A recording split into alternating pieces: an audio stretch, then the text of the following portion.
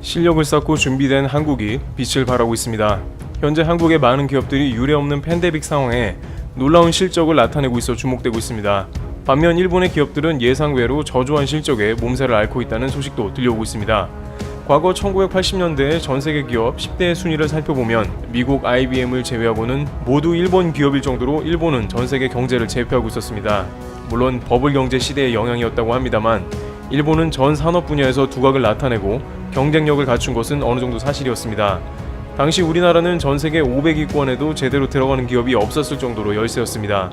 하지만 그간 한국의 각종 제조업은 괄목할 만한 속도로 발전하였고 이제 기회를 잡은 것입니다. 우선 대표적으로 삼성전자의 2분기 실적은 약 8조 원의 영업이익을 내며 시장의 예상치를 훨씬 뛰어넘었습니다. 코로나로 인해서 비대면 관련 산업의 발달이 본격적으로 성장하게 되면서 수요가 크게 늘어난 것입니다. 많은 경제 분야에서 산업들이 코로나 이전과 이후에 급속하게 이동과 변화가 일어나게 되었는데 중요한 것은 과연 현재 준비가 되어 있었냐 하는 것으로 한국은 시대가 요구하는 첨단 기술을 갖췄다는 것입니다.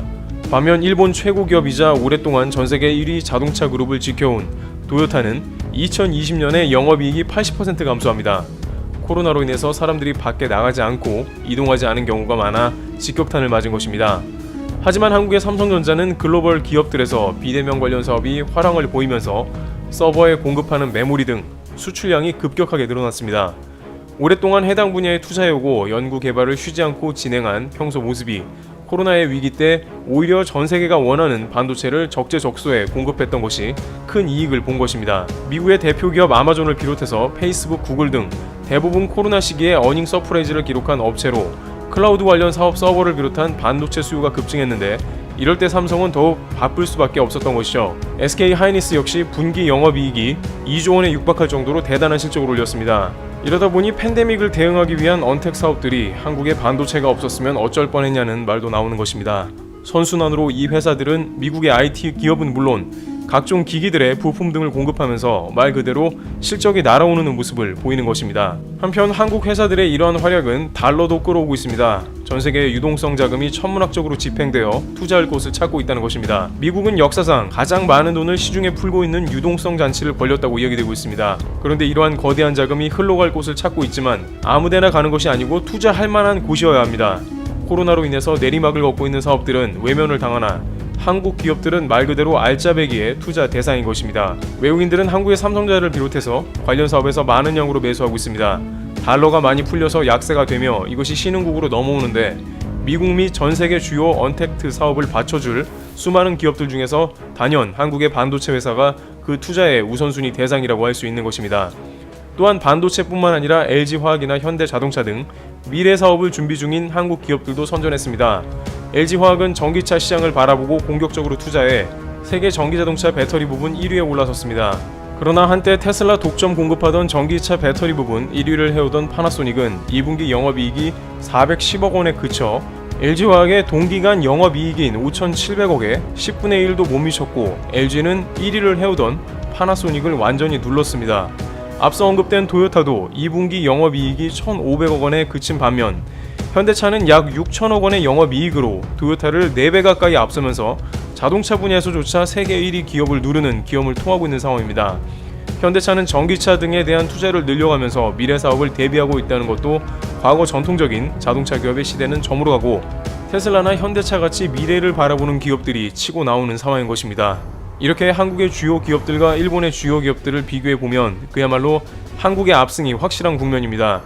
일각에서는 한국 특유의 국난 극복 DNA가 여지없이 발휘된 장면이 아닌가라는 평가도 이어지고 있습니다. 팬데믹이 시작된 초반에 한국은 중국과 지리적으로 가까워 다른 나라들보다 빠르게 코로나가 확산된 모습을 보입니다. 그러나 다른 어떤 나라들보다도 확실하고 빠르게 방역에 성공했고 그것은 공장이 돌아가는 힘이 되었습니다. 많은 이들은 일터에서 어렵지만 충분히 일할 수 있었고 한국의 주요 산업과 함께 시너지를 발휘하게 된 것이죠. 결국 이런 국난 극복의 힘은 OECD 국가 중에 경제 성장률을 마이너스 3%로 가장 뛰어나게 방어하게 된 주요 요인이 되었습니다. 업계에서는 일본이 이러한 한국의 약진에 대해서 크게 두 가지의 생각이 교차하고 있다고 전합니다. 우선 작년 수출 규제 때만 해도 일본은 물론이고 한국의 많은 이들이 반도체 사업이 큰 어려움을 겪을 것이고 한국의 중추산업이 고사될 위기에 처하면 한국은 가장 심각한 위기에 직면할 것이라는 예상을 했다는 것입니다. 그러나 한국은 별다른 지장이 없었고 오히려 코로나 사태가 오면서 미국의 주요 IT 기업들을 비롯해서 전 세계의 비대면 관련 사업을 확장하는 회사들이 앞다투어 한국 반도체를 받으려고 줄을 섰다는 것입니다. 일본과 한국의 예상이 동시에 빗나갔으며 오히려 한국 반도체는 올해와 내년에 더욱 날아오른다는 것이죠. 두 번째는 일본은 반도체 사업을 매우 확장하고 싶어 한다는 것입니다. 누구보다 일본은 반도체의 중요성을 압니다. 반도체 사업을 한국보다 훨씬 먼저 시작했으며 최근에도 도시바를 비롯한 사업체가 여전히 가동 중입니다. 그렇기 때문에 한국의 수출 규제를 자행했으며 일본 일부 언론들은 한국 반도체를 괴멸시킨 다음에는 일본의 반도체 회사들이 적극 발전할 수 있다는 논리도 펴면서 수출 규제를 하면 일본에 도움된다고 했습니다.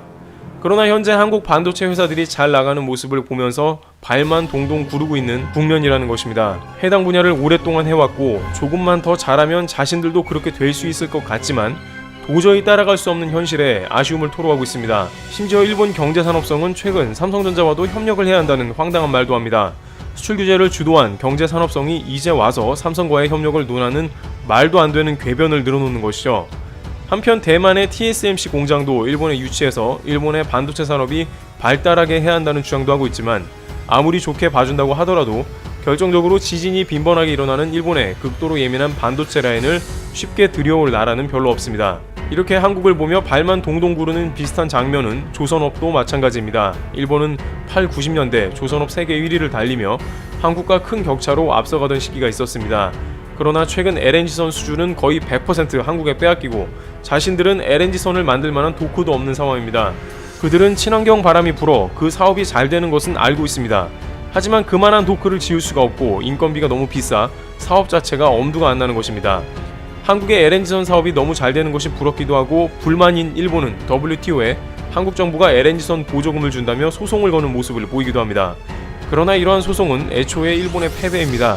일본 정부도 견디다 못해서 결국 일본의 조선사에 보조금을 지급했기 때문에 소송을 걸어봤자 일본도 그랬다는 케이스가 나와 불리한 것입니다. 심지어 한국을 이겨보려고 LNG 도크가 있는 중국과 손을 잡는 극약 처방까지 이어가는 모습을 보입니다. 일본의 가와사키 중공업은 중국의 다렌 코스코와의 협업을 통해서 한국 조선업을 견제하기로 했습니다. 그러나 이는 일본의 LNG선 제조 기술이 유출되는 위험을 안고 있는 데다가 중국에서는 아직 기술이 부족합니다. 이런 상황을 잘 아는 일본 미쓰비시 중공업은 어떻게 해도 현재는 한국 LNG선을 따라갈 수 없다며 LNG선 건조를 아예 포기해버리는 경우도 나왔습니다. 이와 같이 각종 산업 분야에서 모두 역전을 당한 일본은 코로나 시대를 맞아 더욱 타격이 심화되는 반면에 한국은 정반대로 기회를 잡아 살려나가고 있습니다. 국내 내수 시장에서도 한국은 코로나 방역과 함께 여행업도 활성화가 되는 국면을 보이고 있습니다. 코로나로 침체된 각종 여행 업종들이 여전히 불안은 하나 국민들의 뛰어난 협조와 질병당국의 활약으로 인해서 여행 부분이 살아나고 있는 것이고 해외여행에 못 간 여행객들이 국내에 돈을 써서 내수 진작도 되는 것이죠.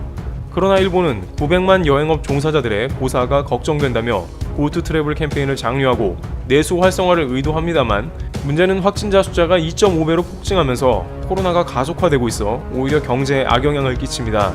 여기서 중요한 핵심은 인적 왕래와 감염 방지가 동시에 이루어지기는 사실상 불가능하다고 일본 언론이 논한 반면 한국에서는 인적 왕래와 동시에 감염 방지를 매우 뛰어나게 실행하고 있다는 엄청난 격차를 보여주고 있다는 것입니다. 여기에 일본은 8월 15일에 코로나가 완전히 폭발할 수도 있다는 예상이 나오고 있습니다. 한국으로 치면 추석이 일본의 오봉인데 한국의 추석처럼 귀성해 성묘하고 가족들이 만나 함께 시간을 보내는 명절로 법정 공휴일은 아니지만 양력 8월 15일을 전후로 기업별로 사흘 이상 휴무를 하게 됩니다. 따라서 많은 이들이 왕래하게 되어 일본 당국은 긴장합니다. 이럴 때 일본에서는 한국과 적극적인 방역 협력을 위한 교류를 해야 한다는 목소리가 일부에서 나옵니다만 오히려 한국 때리기를 가속화하면서 한국과 다양한 국면에서 충돌하는 모습을 보이고 있습니다. 최근 일본의 모 방송국에서는 안 그래도 코로나로 힘든 국면인데 한국이 도발을 하고 있다고 언급합니다. 자신들은 코로나로 신경 쓸 틈도 없는데 한국은 불매운동과 더불어 국제소송까지 걸고 있다는 것입니다. 코로나 때는 잠자코 있어야 하는 게 국제 매너인데 한국은 지금 상상을 초월하고 있다, 이런 식입니다. 이와 같이 한일이 지리적으로 가까워 코로나 때 여러 가지 면에서 도움을 주고받을 수도 있습니다만 오히려 큰 격차를 보이며 한국의 시샘하는 면도 나옵니다. 준비된 한국의 산업과 방역이 이러한 국면을 만든 것입니다. 많은 전문가들은 한국은 기회를 잡았고 이것을 위해 역량을 집중하면 코로나 이후 상당히 앞설 것이라 전망합니다. 트래블 튜브 여기서 마치겠습니다. 감사합니다.